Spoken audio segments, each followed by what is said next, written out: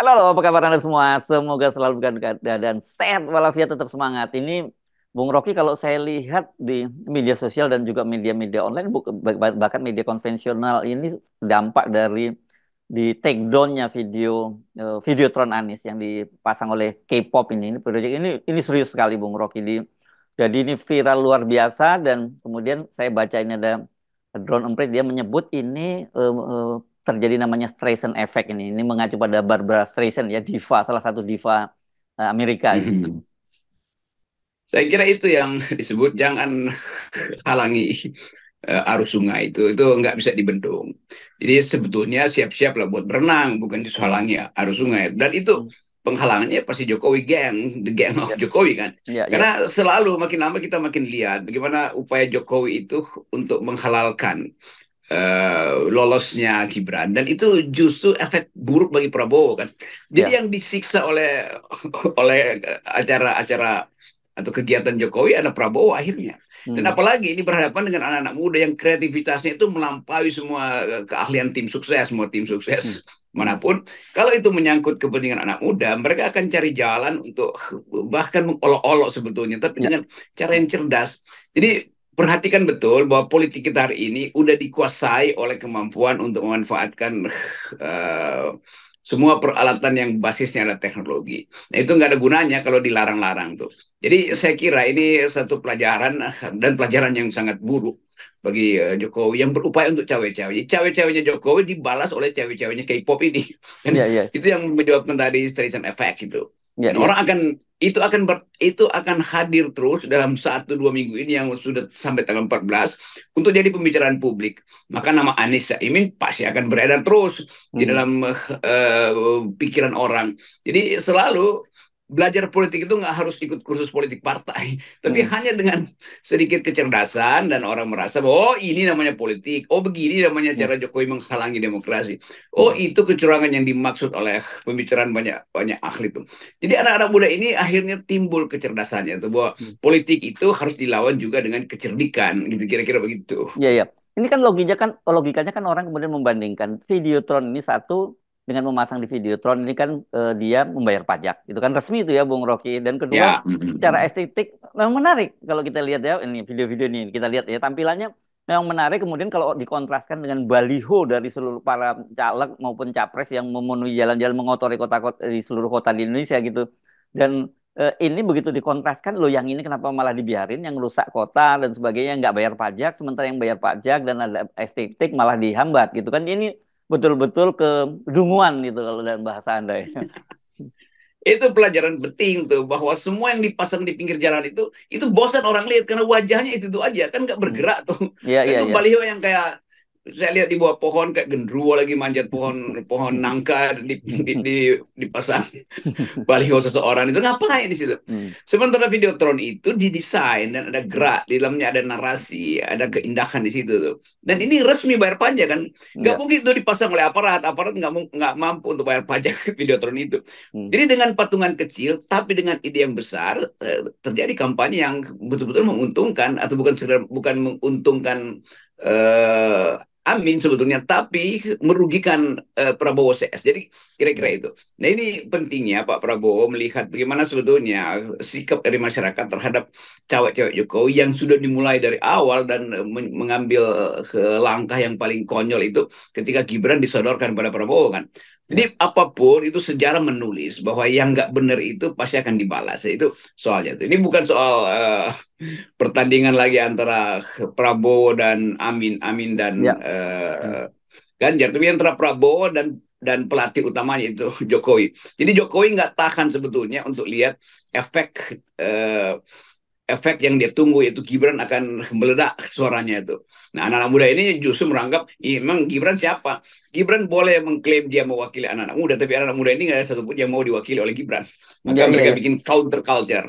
Iya, iya, iya. Nah ini yang kita kemarin singgung ya. Mereka ini main curang tapi pakai manual book yang lama gitu ya, dengan menghalangi, menghambat. Sementara mereka tidak sadar bahwa dunia sudah berubah luar biasa. Ini kan mau dihalangi seperti apapun, mereka bisa muncul dengan platform-platform yang lain dan harus diingat ya kalau kemarin itu katakanlah itu kan dipasangnya ternyata di 3 kota Bung Rocky ya, yang di Jakarta, di Bekasi dan di Medan. Rupanya yang diturunkan itu yang di Bekasi dan di Jakarta. Kan begitu. Ini kalau mungkin nggak ribut seperti sekarang, yang tahu itu hanya orang ya Bekasi, Jakarta, Medan lah kira-kira, dan mungkin yang sebagian di apa di media sosial. Tapi dengan diturunkannya itu, saya kira nggak berlebihan kalau saya sebut seluruh dunia kalau sekarang ini orang tahu soal itu. Ya ini orang anggap ini kok jahat banget ya, nurunin Mm-mm. sesuatu yang resmi, legal, bayar pajak tuh. Dan di situ dipamerkan kecermatan mengatur warna, keseriusan untuk bikin gimmick di situ kan. Jadi ini yang kita sebut sebagai kreativitas anak-anak muda justru yang dibayangkan oleh Pak Jokowi akan jadi generasi emas. Dari sekarang dia udah jadi generasi emas dan Mm-mm. berhadapan dengan Gibran yang generasi kaleng-kaleng kan itu dasarnya kan. Mm-mm. Jadi pembelahan kultural itu sudah terjadi bahkan pada dimensi politiknya. Kita dulu menganggap bahwa ya politik itu siapa yang punya uang, enggak, ini siapa yang punya ide Ya, itu ya. dasarnya. Mm. Dan siapa yang lebih dahulu mengambil perhatian publik tuh. Jadi pay attention ini, kasih perhatian itu yang udah diperoleh oleh anak-anak milenial. Ini nggak bisa dicegah, dihentikan. Makin dihentikan mereka makin gila tuh kreativitasnya. Dia bisa bikin sumbu sumbu politik yang tiba-tiba disulut lalu jadi semacam ide baru tuh. Nah, ini soalnya tuh. Jadi sebetulnya murah sebetulnya politik kalau idenya cerdas. Daripada import baliho, saya kira cukup baliho yang dibuat di Indonesia itu diimpor dari Cina itu karena banyak Ya. betul kan. Dalam Mhm. satu malam ratusan juta seluruh Indonesia tuh ngapain? Itu Mhm. yang dari dulu kita udah bilang. Ini era digital, ngapain masih tanam-tanam baliho di era analog kan nggak ada gunanya tuh. Mhm. Mengotori kota itu di semua rumah dipasang plafon gedung pemerintah juga dipasang begitu. Jadi buruk betul citra dari yang dibuat oleh Pak Jokowi. Iya, Terpaksa kita iya. mesti bilang terus Pak Jokowi, Mhm. karena Jokowi memang adalah ketua tim suksesnya dari 02 kan. Betul, Dan betul. Jokowi juga merangkap ketua KPU, merangkap ketua Bawaslu, kira-kira begitu, Iya. ledek-ledekan netizen. Iya, iya, iya. Jadi sekarang ini sampai pada satu era yang semakin terbuka ya, Bung Rocky. Kalau sebelumnya Pak Prabowo dengan menggandeng Gibran itu tentu berharap tuah kekuasaan dari Pak Jokowi. Kita nyebutnya begitulah. Ya, walaupun sebenarnya bahasa lainnya adalah apa mesin politiknya Pak Jokowi. Tapi sekarang justru yang terjadi, semua manuver yang dilakukan oleh Pak Jokowi dan aparatnya, begitu ya, itu justru malah menjadi merugikan Prabowo ini karena saya kira itu yang kita sering sebut sebagai unforced error ya, blunder begitu ya. Kesalahan yang dibuat oleh mereka sendiri yang menguntungkan Anies. Aniesnya nggak ngapa-ngapain, tapi dia dapat untung gede banget gitu. Kalau kita bilang ini kutukan ya memang kutukan. Hmm. Karena ini curangnya dari awal kan. Hmm. Tapi masih dibela-bela juga. Coba Hmm. lihat cara Pak Muldoko membela diri, Iya, membela iya. Jokowi Hmm. netral. Itu juga ditertawakan oleh netizen. Soalnya Muldoko itu ngerti apa yang ada di otak Pak Jokowi. Kalau ngerti berarti sama-sama bermain curang dong. Kan otaknya Jokowi dan otaknya Muldoko sama-sama ada dalam desain-desain kecurangan. Hmm. Kalau Muldoko membantah Jokowi, itu artinya Muldoko hendak menyelamatkan kecurangan Jokowi. Demikian sebaliknya tuh. Jadi membantah dari dalam itu nggak ada gunanya lagi. Mau seberapa banyak Pak Muldoko membantah, orang akan anggap ngapain percaya Muldoko yang dulu juga mau ngambil alih Demokrat. Kan itu, intinya Hmm. begitu tuh. Jadi Hmm. walaupun benar pembelaan Muldoko, tapi karena yang ngomong Muldoko itu udah jatuh moral Muldoko untuk bicara tentang politik yang bermutu. Kan itu dasarnya. Iya. Demikian juga baser-baser Jokowi nggak udah diam semua kan nggak mampu lagi bicara tuh. Jadi Hmm. begitu Gibran disodorkan dengan cara yang tidak layak, maka politik mengalami pelapukan tuh. Nah pelapukan itu yang dari hari ke hari akan menggerogoti mental dan moralnya Pak Prabowo. Jadi Pak Prabowo memang dari awal sudah dirugikan, tapi ya Pak Prabowo terima itu sebagai fakta politik aja.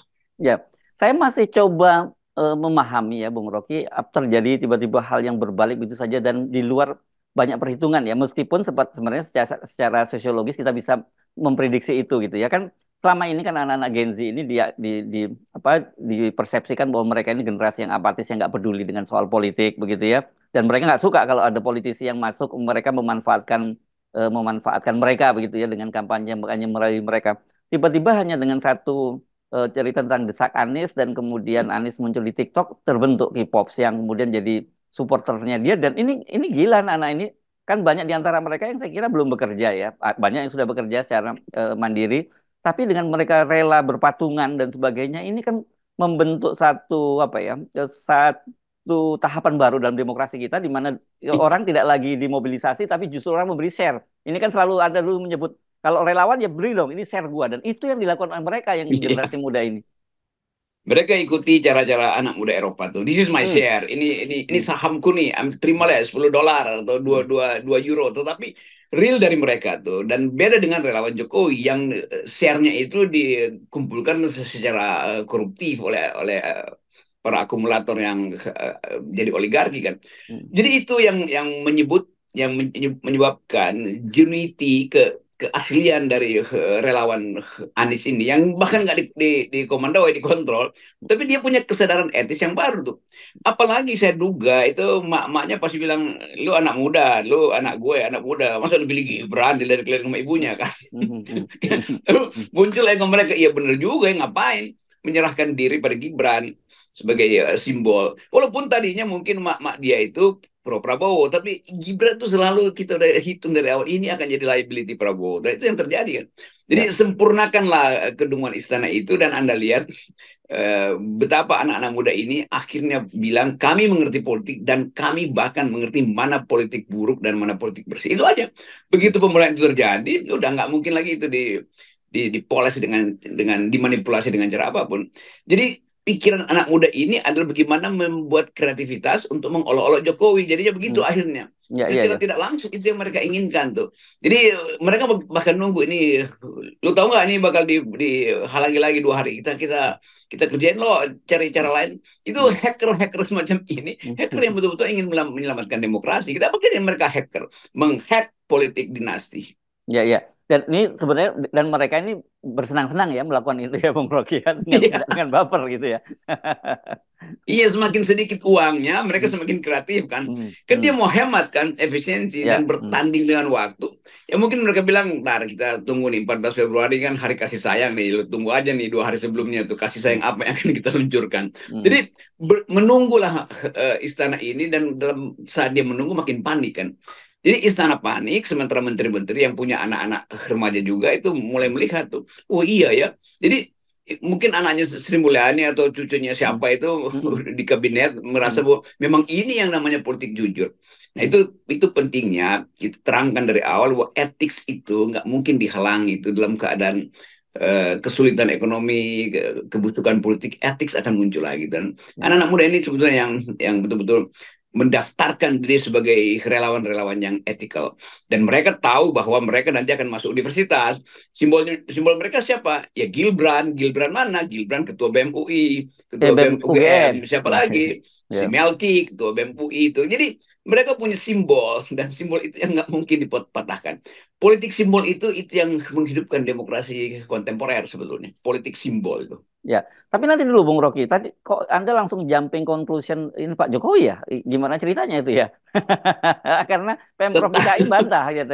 Itu bukan urusan urusan kami, itu urusan swasta yang punya Videotron gitu dan itu harusnya lapornya ke Bawaslu begitu katanya Bu. Kami nggak ikut tahu menahu soal itu gitu. bahkan kalau Jokowi diam aja, orang anggap Jokowi diam itu artinya memang dia yang kerjain tuh Hmm, hmm, hmm, keinginan untuk membatalkan itu. Jadi di kepala publik semua ada jump to conclusion bahwa ini kerjaan Jokowi karena Jokowi hmm, yang dari awal bilang dia mau cawe-cawe kok. Jadi hmm. sebetulnya keterangan Jokowi itu menyempurnakan kecurigaan orang bahwa Jokowi adalah tim sukses 02. Jokowi adalah merangkap apa namanya penasihat KPU, Bawaslu, itu ada Hmm. di dalam pikiran anak-anak muda ini. Tentu Ya. itu nggak bisa dibuktikan, tapi politik itu apa yang mau dibuktikan dalam politik? Kalau pertarungan itu memang memakai segala macam intrik kan. Jadi bagi mereka ya udah siapa yang mau dituduh ya Jokowi aja yang dituduh kan Ya, ya, lebih ya, mudah ya. kan. Iya, Dan ya. bagi mereka ya Gibran anaknya Jokowi masuk Jokowi nggak akan bela. Jadi itu Betul. juga yang menyebabkan orang merasa Muldoko ngapain? Kan Hmm. begitu orang tahu siapa Gibran anaknya Jokowi ngapain Muldoko belain kan itu Hmm. itu Ya. dasarnya udah pasti Jokowi akan bela anaknya tuh kan itu jadi semua hal yang sederhana nggak usah dibikin rumit lah bahwa Ya. keterangan-keterangan yang diajukan bahwa itu bukan kerjaannya Jokowi itu pasti dibatalkan bahkan dalam imajinasi. Ya, ya, ya kan setidaknya kan begini ya. Kalau Pak Prabowo kan bagaimanapun jabatannya adalah Menteri Pertahanan dan kita nggak mungkin Pak Prabowo bisa merintahkan oh, ada sekda Iya, di Dakalar, ada kepala subdinas di Medan begitu yang merintahkan untuk melakukan kampanye untuk 02 ya, yang punya semua akses seperti itu ya, ya siapa lagi kalau bukan Pak Jokowi kan gitu ya. Ya, yang bisa perintah aparat cuma Jokowi. Jadi Hmm. apa yang mau dibantah lagi di situ tuh. Dan Hmm. Jokowi tentu memantau itu atas laporan-laporan, lalu dia kesel. Udah suruh turunin aja tuh. Dan aparatnya pasti akan lakukan yang sama. Tapi ini cuma sekali ini, 2 kali nggak mungkin lagi aparat tunduk pada Jokowi. Kita taruhan sama gue tuh. Begitu Hmm. muncul lagi yang lebih gila lagi, aparat Hmm. bilang, ya kita nyerah. Karena itu yang lakukan itu anak saya juga sebetulnya. Jadi aparatnya kan bilang begitu kan. Hmm. Itu bisa berkelahi di dalam keluarga kan. Nanti Hmm. si anak bilang, ayah gimana sih? Ini kan kreativis kita. Ngapain ayah ikut-ikutan Hmm. menurunkan videotron yang kita bikin sebagai kelompok? Jadi Hmm. bakal terjadi itu. Ya, ya, ya. Tapi begini ya, Bung Rocky, kan jelas sekarang Pak Jokowi itu jadi liabilitas buat Pak Prabowo. Jadi beban ini bisa menjadi bencana elektoral, bahkan saya menyebutnya buat Pak Prabowo. Tapi untuk memutus asosiasi dengan Pak Jokowi itu ya nggak mudah, Bung. Ada Gibran di situ, gitu. Gimana caranya itu, Bung Rocky? Ya mungkin juga Pak Prabowo nunggu Pak Jokowi dimaksulkan supaya ada game changing. Gitu ya. Ya diam-diam bagaimanapun Pak Prabowo itu politisi yang tajam Hmm. intuisinya tuh. Demikian Hmm. juga teman-teman di Gerindra. Kan saya berkali-kali menduga bahwa ini koalisi 02 ini bukan koalisi yang hidup mati untuk Gibran lah. Nggak ada orang Ya, ya, begitu. ya. Ini pragmatisme. Nah dalam keadaan semua berpikir pragmatisme, itu menunggu momentum. Jadi Ibu Mega juga lihat diam-diam, wah ini ada peluang nih. Hmm. Walaupun pakar-pakar istana itu nggak mungkin eh, pembuktiannya mesti panjang lebar. Itu karena kecemasan mereka. Membuktikan Hmm. Jokowi melanggar konstitusi gampang betul. Undang aja Yusril Iza Mahendra sama Ferry Hmm. Amsari misalnya. Hmm. Selesai masalah itu kan. Hmm. Jadi sebetulnya itu gampang sekali untuk membuktikan. Cuman memang perlu momentum. Jadi kelihatannya yang kita duga dari awal bahwa ini adalah mulai amputasi atau pelemahan di dalam kabinet, itu sudah terjadi. Apalagi setiap hari kita lihat bagaimana orang menuntut pemaksulan tuh. Bukan sekedar kalangan oposisi. Kalau kita minta pemaksulan udah dari 2 tahun lalu sebetulnya kan. Hmm. Hmm. Tetapi makin lama makin meluas. Jadi kesadaran itu memang tumbuh perlahan, tapi dia Ya, akan berakumulasi. Dan saya kira akumulasi itu itulah titik yang lagi ditunggu oleh Ibu Mega. yes, oke. Kalau gitu, sekarang kita ucapkan selamat datang di dunia politik buat K-popers dan Gen Z gitu. Kita menikmati kita menikmati juga penonton permainan Anda semua gitu ya, Bung Rocky ya. Ya, teman-teman K-popers, kami berhutang pada kalian karena kalian akhirnya menemukan kecerdikan politik kalian sendiri. Yes, Salam oke. akal sehat. Yes, oke. Makasih Bung Rocky. Iya. Yeah.